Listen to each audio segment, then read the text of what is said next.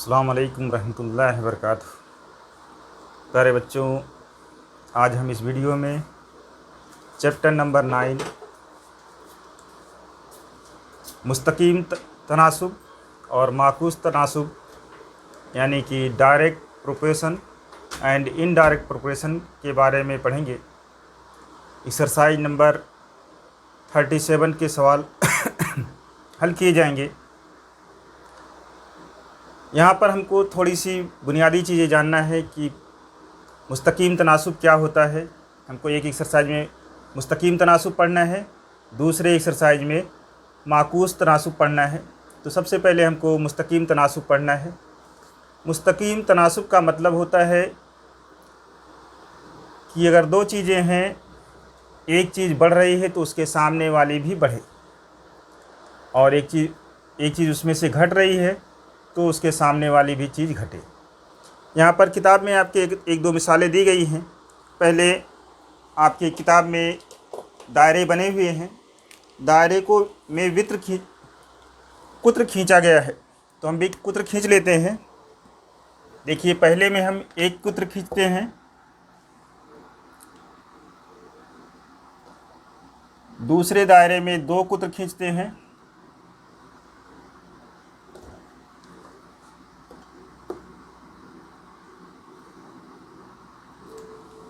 और तीसरे में अगर हम तीन कुत्र खींचते हैं तो देखिए क्या बनता है।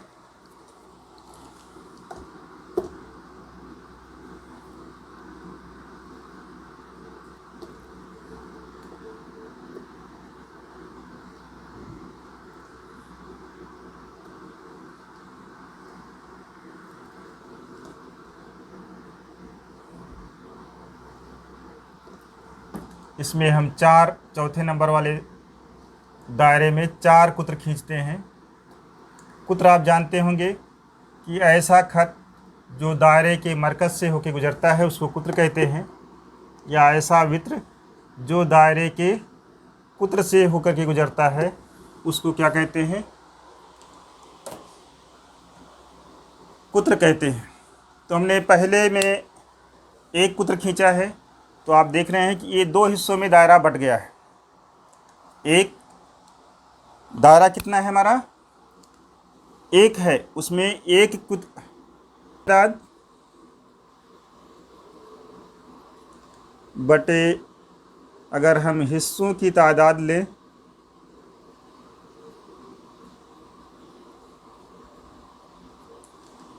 तो इसमें कुत्र बराबर कितना है, एक है, तो हिस्से कितने हुए, दो।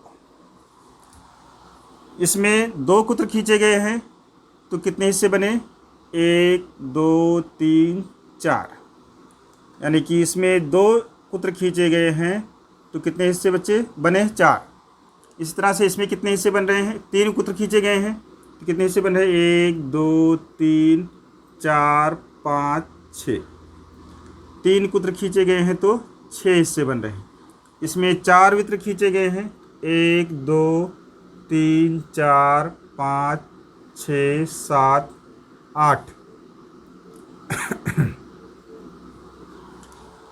हम देखते हैं कि इसमें जैसे जैसे कुत्रों की तादाद बढ़ रही है वैसे वैसे हिस्सों की तादाद भी बढ़ रही है। इससे मतलब नहीं कि बड़ा हिस्सा हो रहा है छोटा हिस्सा हो रहा है, इससे मतलब नहीं। हमको हिस्से कितने पार्ट्स बढ़ रहे हैं वो हमको देखना है। जब हमने एक कुत्र लिया था तो दो हिस्से बने थे, दो कुत्र लिया तो चार हिस्से बने, तीन कुत्र लिया तो छः हिस्से बने, और चार कुत्र लिया तो आठ हिस्से बने। लेकिन हिस्से के बनने के बाद अगर हम इसको मुख्तसर करें तो ये देखेंगे हम कि 4/2 को 4 एक्का 4, 4 दूनी 8 हो जाएगा। ऐसे लिख देंगे 1/2। फिर 3 एक्का 3, 3 दूनी 6, 1/2 हो जाएगा। ये भी 2 एक्का 2 और 2 दूनी 4, यानी कि 1/2 हो जाएगा। और ये भी 1/2 है। तो हम सब देखते हैं कि सब की कीमत कितनी है, 1/2 है। ये बराबर 1/2 बराबर 2/4 बराबर 3/6 बराबर 4/8, यानी कि सब 1/2 के बराबर है, यानी सब की निस्बत जो है 1/2 है। तो इस तरह से जो देखिए कि एक खींचा गया तो दो हिस्से बने, 2 वित्र खींचा गया तो 4 हिस्से बने, 3 हिस्से खींचे गए तो 3 कुत्र खींचे गए तो 6 हिस्से बने। इस तरह से 4 वित्र खींचे गए तो 4 कुत्र खींचे गए तो 8 हिस्से बने। इसी तरह से अगर आप अपनी क्लास में ये पता लगाएं कि अगर हम पूछते हैं कि कल आपके घर पे सब्ज़ी आई थी तो आपके घर वाले यानी अम्मी या अब्बू जो भी मार्केट गया था कितने कितने किलो बटाटा ले आए थे, तो किसी ने कहा कि बिलफर्ज कर लीजिए कि 1 किलो बटाटा ले आया। यहाँ पर हाँ यहीं पे लिख लेते हैं, दिखाई देगा इंशाल्लाह। किसी ने कहा कि 1 किलो बटाटा ले आया था, किसी ने कहा कि 2 किलो बटाटा आया था, किसी ने कहा 4 किलो, किसी ने कहा 5 किलो। ऐसे बहुत ज़्यादा एक साथ में आलू नहीं आता है, बटाटा कहते हैं आलू को। तो अब बटाटे की कीमत कितनी रही होगी? जैसे बिल फ़र्ज़ कर लेते हैं कि 1 किलो बटाटे की कीमत कितनी थी? 20 रुपये। तो जिसके घर पे 1 किलो बटाटा आएगा उसके घर का 20 रुपया खर्चा होगा। इस तरह से अगर 2 किलो आएगा तो 40 रुपया खर्चा होगा, 3 किलो आएगा तो 60 रुपया खर्चा होगा, 4 किलो आएगा तो 80 रुपये खर्चा होगा। अगर इसको मुख्तसर किया जाए तो सब 2 1 का 2, 2 दूनी 4, 20, 1/20, 1/20, 1/20 ये भी हो जाएगा। ये बराबर सब निस्बत 1/20 के बराबर हो जाएगी, यानी कि सबकी निस्बत जो है मुस्तकिल हो जाएगी। कहने का मतलब ये है कि अगर आपके वालिदैन या आपके भाई बहन मार्केट गए हैं तो मार्केट से जब सब्ज़ी खरीद के लेके आएंगे तो अगर कम पैसे में ख़रीद के ले आए होंगे तो कम वज़न में ले आए होंगे, या कम वज़न ले आएंगे तो कम पैसा लगा होगा। अगर ज़्यादा वज़न ले आएंगे यानी कि ज़्यादा मिक़दार में ले आएंगे तो ज़्यादा पैसा लगेगा। इस तरह का अगर तनासुब रहता है कि अगर कम पैसा लगता है तो कम चीज़ सामान मिलता है, ज़्यादा पैसा लगता है तो ज़्यादा सामान मिलता है, तो इस तरह की जो जब बात होती है तो इसको क्या कहते हैं? मुस्तकीम तनासुब कहते हैं। सीधा डायरेक्ट प्रोपोर्शन कहा जाता है, सीधा रिश्ता कहा जाता है।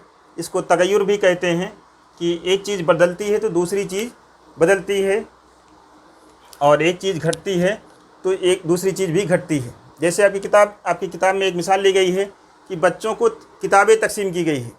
अगर एक बच्चे को 6 किताबें दी जाती है तो 2 बच्चे को 12 किताब दी जाएगी, 3 बच्चों को 18 किताब दी जाएगी। इस तरह से 10-10 बच्चों को लेके बताया गया है कि एक बच्चे थे तो 6 किताबें लगी, 10 बच्चे रहेंगे तो 60 किताब लगेगी, फिर 20 बच्चे रहेंगे तो कितनी किताबें लगेंगी? 200 किताबें लगेंगी। इस तरह से तादाद बढ़ती चली जा रही है। तो जिस तरह से बच्चे बढ़ते जाएंगे किताब की तादाद बढ़ती जाएगी। तो जो भी रहेगा, अगर एक चीज़ बढ़ रहा है तो सामने वाला दूसरा भी बढ़ता है, तो इसका मतलब होता है कि इसमें मुस्तकीम तनासुब है। यानी कि 2 अगर निस्बत हमको मालूम है तो उसका मतलब ये होता है कि ये दोनों निस्बत बराबर हैं। अगर इन दोनों निस्बत की कोई एक अदद गायब हो जाए, यानी एक अदद हमको नहीं मालूम है, तो हम उसको मालूम कर सकते हैं।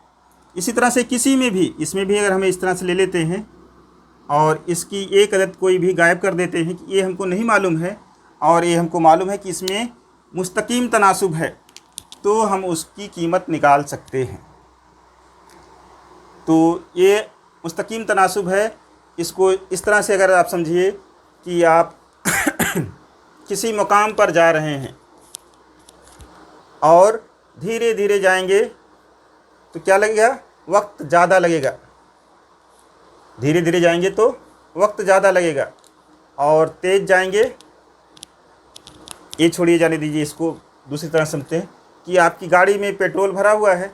अगर कम पेट्रोल भरा हुआ है तो कम फासला तय करेगा, यानी कि कम फासला तय करने के बाद वो गाड़ी का पेट्रोल ख़त्म हो जाएगा, तो यानी गाड़ी जो है बंद पड़ जाएगी।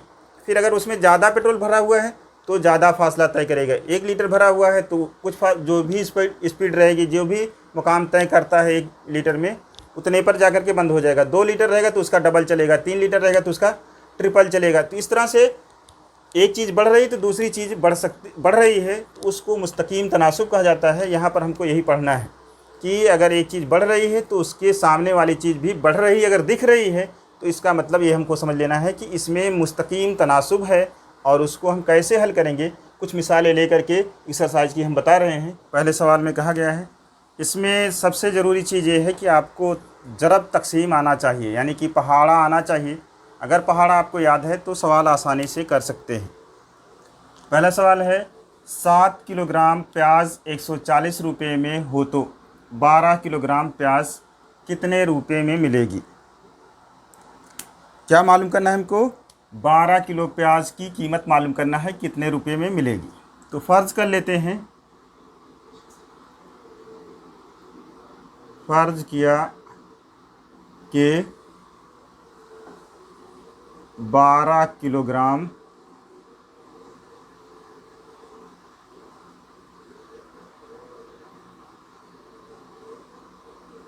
प्याज की कीमत x रुपये है।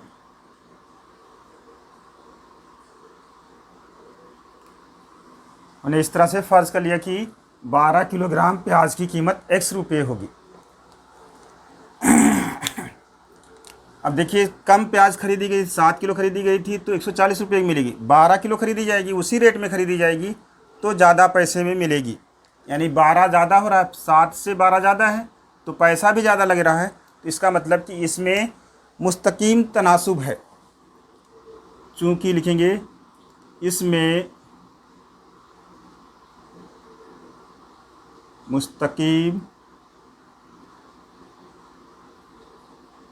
तनासुब है।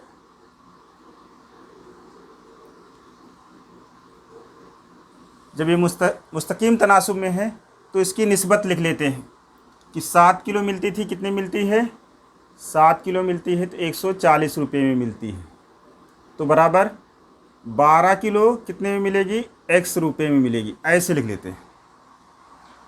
अभी हमने मिसाल में बताया था कि मिसालें, निस्बतें सबकी बराबर होती हैं। तो अब इसको तिरछी ज़रब करके, जैसे आपने एक मदगरी मसावात हल किया वैसे ही हल कर लेंगे। ये बराबर हो जाएगा, इसलिए 7 ज़रब x हो जाएगा बराबर 12 ज़रब 140 हो जाएगा। यहाँ पर हल करते हैं इसको, इसलिए x बराबर क्या हो जाएगा, ये 7 इसके नीचे आ जाएगा, 12 ज़रब 140 बटे 7। ये अगर लिखना आपको आ गया तो समझिए कि आपका सवाल हल हो जाएगा। ये x के साथ जो भी अदद रहेगी दूसरे तरफ, दूसरे सिमत में उसके नीचे जाएगी, नसब नुमा में जाएगी। तो 7 के पहाड़े में 14 आता है, 7 का 7, 7 दूनी 14 और 0, ये बराबर हो जाएगा 12 ज़रब 20। 12 को 20 से ज़रब करना है तो 0 उतार लेंगे और 2 को 12 से ज़रब करेंगे, 12 दूनी 24। x क्या है, 12 किलो प्याज की कीमत है तो इसलिए x बराबर 240 रुपये हो जाएगा। आंसर लिखा जाएगा कि 12 किलो प्याज की कीमत कितनी हो जाएगी, 240 रुपये। ये आंसर हो जाएगा हमारा।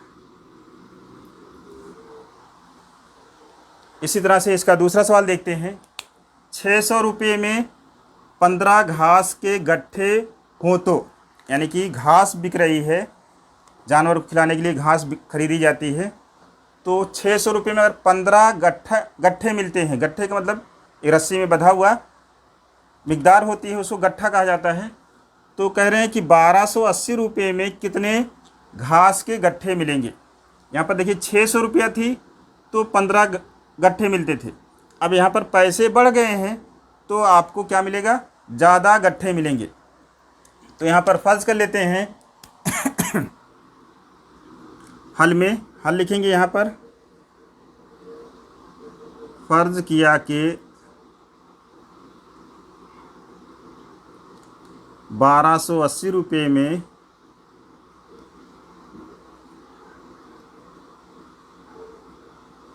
x गट्ठे घास के मिलेंगे।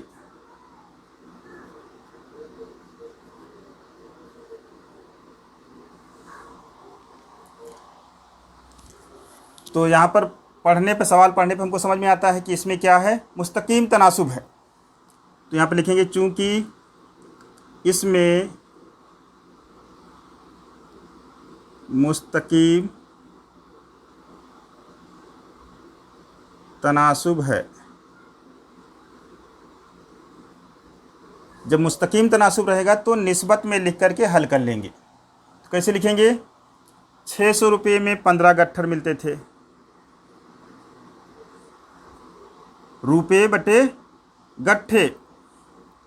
ऐसे भी लिख सकते हैं कि रुपये या कीमत बटे गट्ठे की तादाद। तो 600 रुपये में कितने गट्ठे मिलते हैं? 15। तो 1280 रुपये में कितने मिलेंगे? ये हमने फ़र्ज कर लिया है x। अब इसको तिरछी जरब करके हल कर लिया जाएगा। तिरछी जरब करेंगे तो क्या आ जाएगा? ये x जरब 600 हो जाएगा, यानी 600 जरब x हो जाएगा बराबर 1280 जरब 15। अब इसको अगर हम यहाँ पर हल कर लेते हैं तो x यहाँ रहेगा, 600 इसके नीचे चला जाएगा।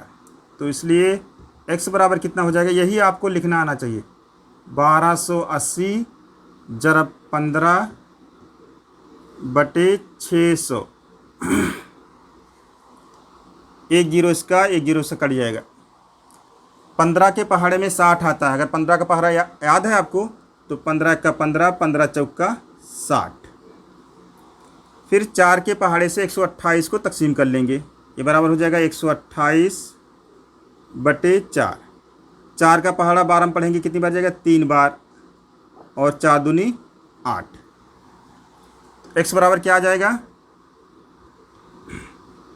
32। और ये 32 x क्या है? गट्ठे। x बराबर 32 गट्ठे मिलेंगे।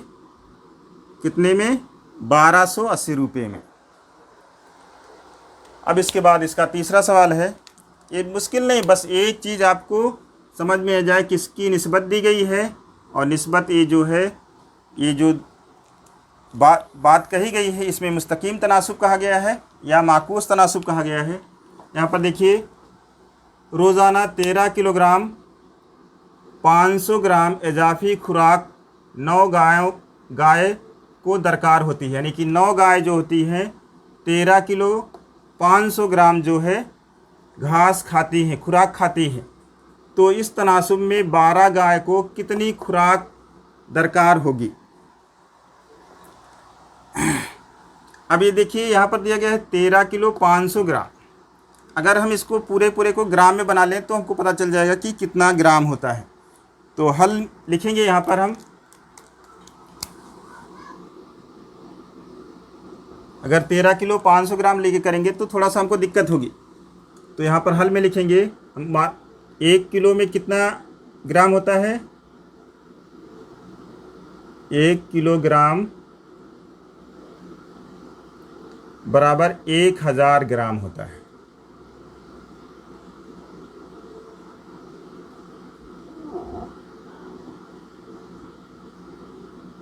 एक किलोग्राम बराबर 1000 ग्राम होता है। तो 13 किलो 500 ग्राम बराबर कितना हो जाएगा? 13 किलोग्राम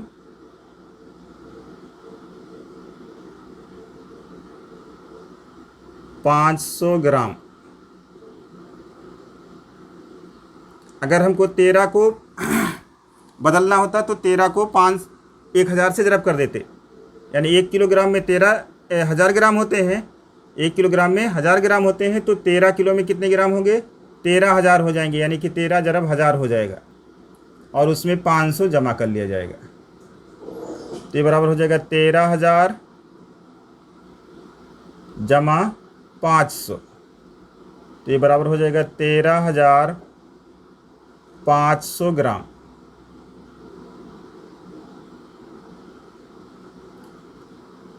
ये आपको अलग से करना पड़ेगा, क्योंकि हम एक साथ में वज़न अगर लिखते हैं तो 13.50 ग्राम या 13.5 किलोग्राम लिखें तो भी चलेगा। अगर ऐसे ग्राम में बना लेते हैं तो और आसान रहेगा। अब कहा गया है कि 12 गाय को कितनी खुराक दरकार होगी। तो हम फ़र्ज़ कर लेते हैं फ़र्ज़ किया कि 12 गाय की दरकार खुराक x किलो है, x किलोग्राम है। अब आप सवाल पढ़ करके ये जान सकते हैं कि जब 9 गाय खाती हैं तो 13 किलो 500 ग्राम खाती है, या ये कहिए कि 13,500 ग्राम खाती है। तो गाय की तादाद बढ़ रही है, तो जब बढ़ेंगी तो ज़्यादा खाना खाएंगी कम खाएंगी, जब तादाद ज़्यादा हो जाएगी तो ज़्यादा खाने की खपत होगी। तो इसलिए इसमें क्या है, मुस्तकीम तनासुब है, इसलिए इसमें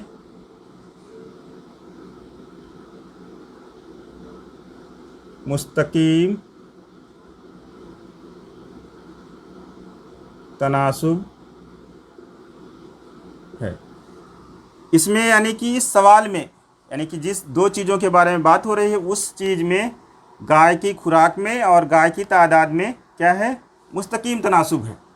तो तनासुब यहाँ पर निस्बत दी गई है क्या, खुराक किलोग्राम में और गाय की तादाद।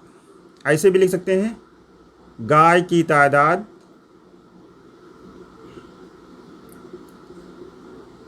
बटे खुराक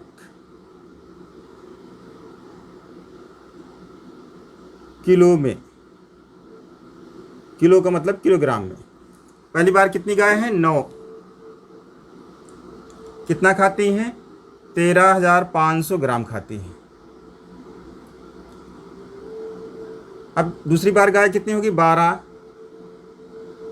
कितना खाएंगी, x किलोग्राम हमने फ़र्ज़ कर लिया है, x ग्राम, सॉरी हमने यहाँ पर ग्राम में बदल लिया है, तो x ग्राम जो है खाएंगी। इसको कुछ लोग ऐसे भी लिख सकते हैं कि 1350 ग्राम 9 गाय खाती हैं, यानी एक खुराक किलो में ऊपर लिख लें और गाय की तादाद नीचे लिख लें तो भी चलेगा, कोई हर्ज नहीं है। अब इसको तिरछी ज़रब कर लेते हैं तो हो जाएगा 9 ज़रब x बराबर 12 ज़रब 13,500। इस तरह से तिरछी ज़रब करने के बाद एक मदगैरी मसावत बन गई।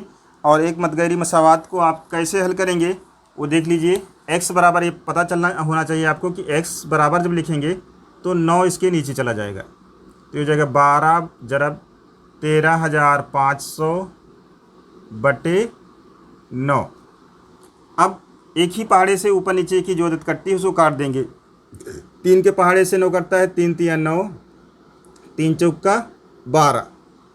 3 के पहाड़े से 135 कटता है, क्या देखते हैं, 3 चौका 12, 1 बचेगा, 3 पचे 15 कट जा रहा है और 2 जीरो बच रहा है, इतना कट जाएगा, 2 जीरो बचेगा, ये 2 जीरो यहाँ लिख करके इसको काट दिया जाएगा और 3 1 का 3 हो जाएगा। ये बराबर हो जाएगा हमारा 4 ज़रब 4500। अब 4500 को आपको 4 से ज़रब करना आना चाहिए। 4 जब 2 जीरो आ जाएगा और 45 को 4 से ज़रब कर देंगे, 4 पच्चे 20 के जीरो हासिल 2, 4 चौका 16, 2 18। 18,000 ग्राम जो है खुराक दरकार होगी। अगर हम इसको किलोग्राम में बदल लें तो इसलिए x बराबर क्या हो जाएगा, हमको मालूम है कि 1 किलो में 1000 ग्राम होता है, तो 18,000 ग्राम में कितना हो जाएगा, 18 किलो। x बराबर हो जाएगा 18 किलोग्राम। ये आंसर हो जाएगा। आइए अब इसका 5वां सवाल देखते हैं। कहा गया है कि अगर 2 मोबाइल की कीमत 16,000 रुपये हो तो 13 मोबाइल ख़रीदने के लिए कितने रुपए दरकार होंगे। कुछ लोग तो इसको ज़बानी भी कर सकते हैं कि 13 मोबाइल कितने मिलती है, एक मोबाइल कितने मिलती है, 8,000 में मिलेगी। 2 मोबाइल 16,000 में मिल रही है तो एक मोबाइल कितने मिलेगी, 8,000 में। और 13 मोबाइल कितना में मिलेगी, तो 8,000 को 13 से ज़रब कर लेंगे।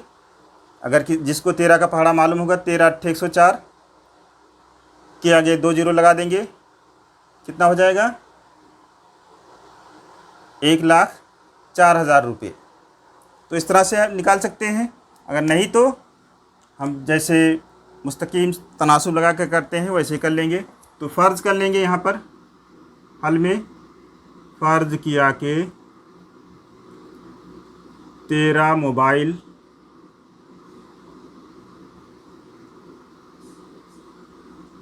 की कुल कीमत X रुपये है। अब यहाँ पर हम देखते हैं कि जब कम मोबाइल ख़रीदा जाएगा तो कम पैसा लगेगा, जब ज़्यादा मोबाइल ख़रीदा जाएगा तो ज़्यादा पैसा लगेगा। इसलिए क्या हो जाएगा, इसलिए इसमें मुस्तकीम तनासुब है। मुस्तकीम तनासुब है तो हम क्या कर सकते हैं, इसको बटे में रख करके हल कर सकते हैं। क्या है, मोबाइल की कीमत और मोबाइल की तादाद। निस्बत लिख लेते हैं, मोबाइल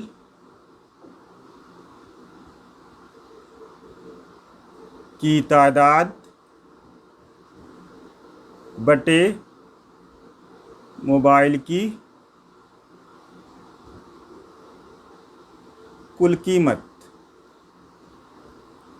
तो पहले क्या कहा गया है, दो मोबाइल कितने में मिलती है, 16,000 रुपये में मिलती है। 1000 में 3 जीरो होते हैं, तो कितने मोबाइल मालूम करना है, 13 मोबाइल का दाम मालूम करना है। X रुपये फ़र्ज किया गया है। इसको तिरछे रब कर लेते हैं, कितना हो जाएगा, 2 जरब X बराबर हो जाएगा 13 जरब 16,000। इसलिए X बराबर क्या हो जाएगा, 13 जरब 16,000 बटे 2 आ जाएगा। 2 1 2, 2 अट्ठे 16।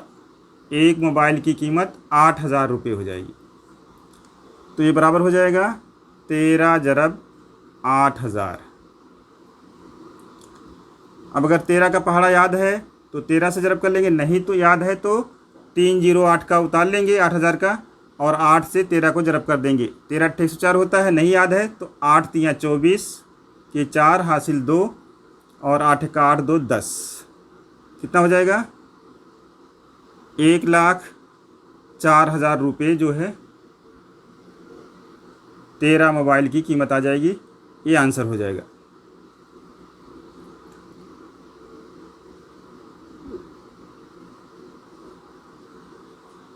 जो आपने ज़बानी किया था, बहुत सारे लोग इसको फट से ज़बानी कर सकते हैं, और वही जो है इस तरह से मुस्तकीम तनासुब लगा करके हमने हल किया तो ये सवाल आपका हो गया। इस तरह से कितने भी सवाल हो, अगर आपको ये मालूम हो जाए कि इस सवाल में मुस्तकीम तनासुब में है और 4 चीज़ों में से क्या चीज़, 3 चीज़ें दी हुई हो, तो चौथी चीज़ हम मालूम कर सकते हैं। इस तरह से जो भी मिसालें दी गई उसको हल कर लीजिए। अगर कोई दिक्कत आती है तो कमेंट बॉक्स में लिखिए, इंशाअल्लाह कोई हर पॉइंट क्लियर किया गया है।